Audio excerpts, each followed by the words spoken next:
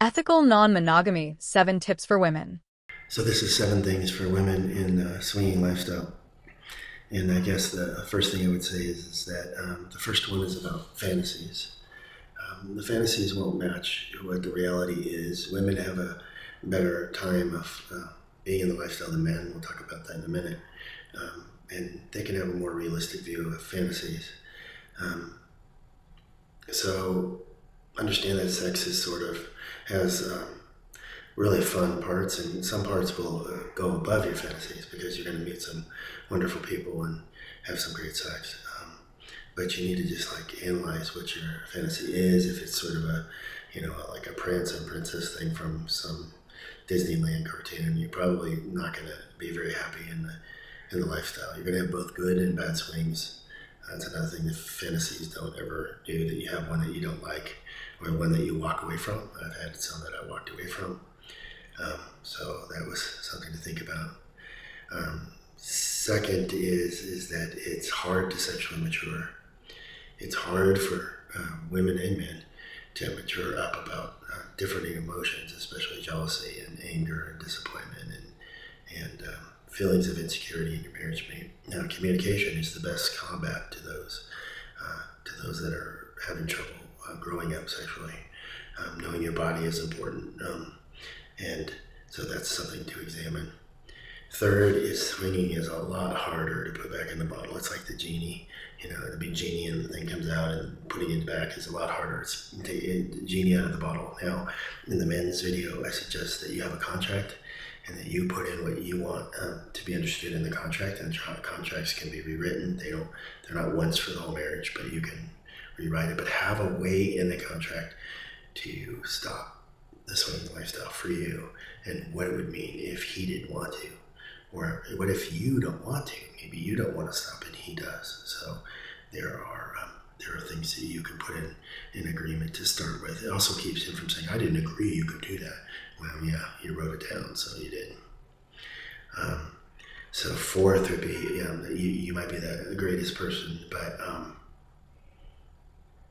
you need to look for changes in yourself. The one thing to think of is don't think of yourself as a superstar. Some of the women that I've been in were incredible at sex. We're not the best. We're not the supermodels, and I've been with supermodels that were a little bit on the self-centered side.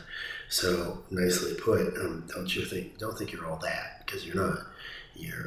I'm sure you're a beautiful woman, but think of yourself as average. Average is pretty good. You just want to be kind of humble about your place in the universe, and humble about who you are. And not expect Prince Charming, possibly. That might be an expectation that would be wrong, but so you need to look at that, your sense of value in the lifestyle. Fifth is it's dealing with a lot of emotions. One guy said it's just fucking sex is what he said, and I'm going to probably edit that, but that's what he said. And it's not. It's not just sex. It's usually there's better swings most people admit to are swings with people they're repeat. They're friends with benefits, they call it, couples with benefits. And so that's usually the better part of swinging lifestyle. The one night stands are usually not that good unless you're just lucky and you hit it off with someone. And it's an emotional and mental and physical match to you. That is something to look for. And I guess to women, I would also give, women's charms are like giggly and feminine, and men can be charming. And you might want to not find the cowboy or not find the guy who thinks he's all that, but try to find somebody who's charming, who's respectful and charming. They make better sexual partners, if you ask me. You're not asking me, but that's what I think. So there's a lot of emotional reactions to homosexuality. There are a lot of phobias. There's a lot of jealousy. There's a lot of emotional things to deal with.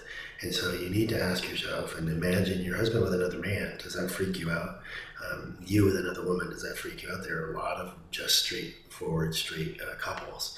There are a lot of couples where they're both bi, or there are a lot of couples that the men say that they're straight because it affects how many people contact them.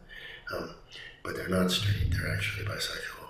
And there are a lot of women who say that they're straight and they're not. They're bisexually curious. They just don't want to say that on these websites. And so you might want to just make sure that that you don't take offense at anything, that you don't have anger in this way, that you understand and pre-rehearse how you're going to deal with some subjects. There was a couple that she had a job where she was regularly random tested. She got regularly tested because she was not doing pot and the rest were.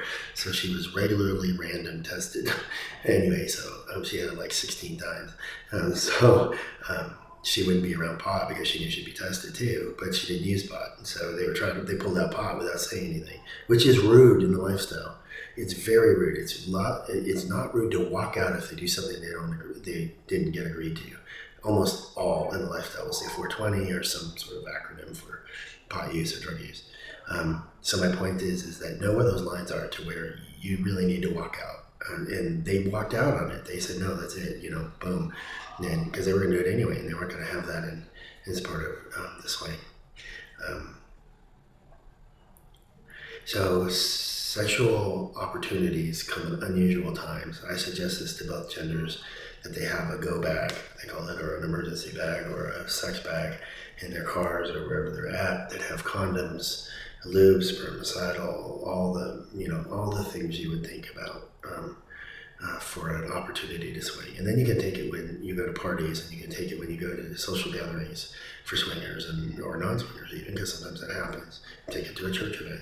Because if it's small and it's hidden, it's something that only you know about and your husband knows about, then you'll always be protected. You always have that concept of safe sex. Okay, thank you.